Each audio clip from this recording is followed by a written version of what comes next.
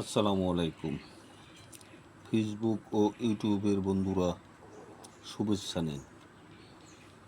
আজকে ঝাঁকি জাল দিয়ে বিল থেকে চারার মাধ্যমে মিষ্টি পানির গলদা চিংড়ি ধরে আনলাম।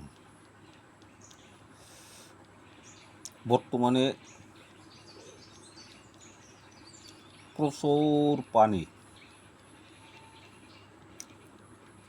মাঠঘাট পরিপূর্ণ, খাল বিল পরিপূর্ণ।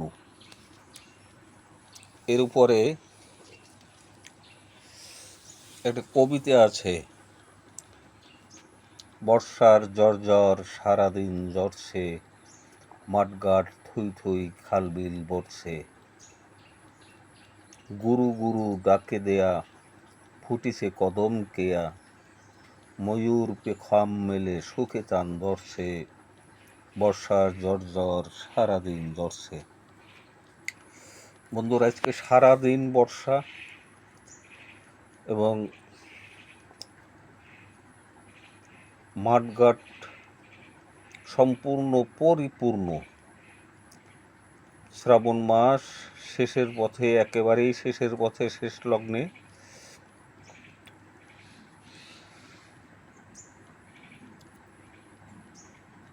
খেপা জাল দিয়ে, কোনো জায়গায় বলে ঝাঁকি জাল, আমাদের অঞ্চলে বলে ঝাঁকি জাল, কোনো অঞ্চলে বলে খেপা জাল। এই খেপা জাল দিয়ে এই মাছগুলো ধরা হয়েছে।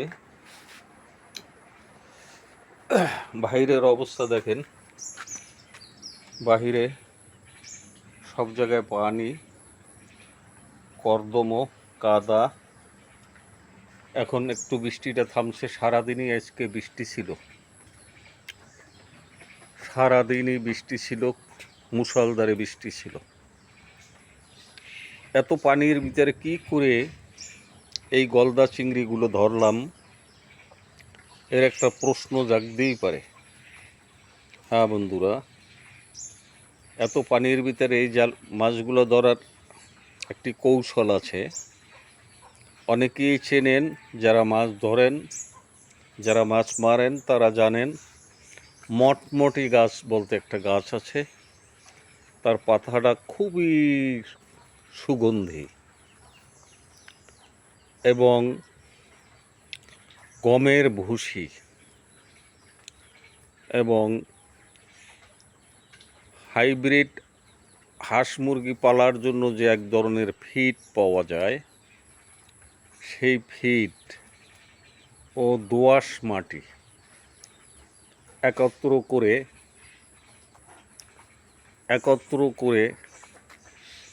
তারপরে মুঠো মুঠো বানিয়ে 20-25 হাত দূরে দূরে সেই খাল বিলে, যেসব জায়গা পরিষ্কার আছে, খেপা জাল ফালাইলে কোনো কিছুতে বাঁচবে না। ওই যেখানে চার দেওয়া হয়েছে ওইখানে যেন খেপা জাল মারা যায়।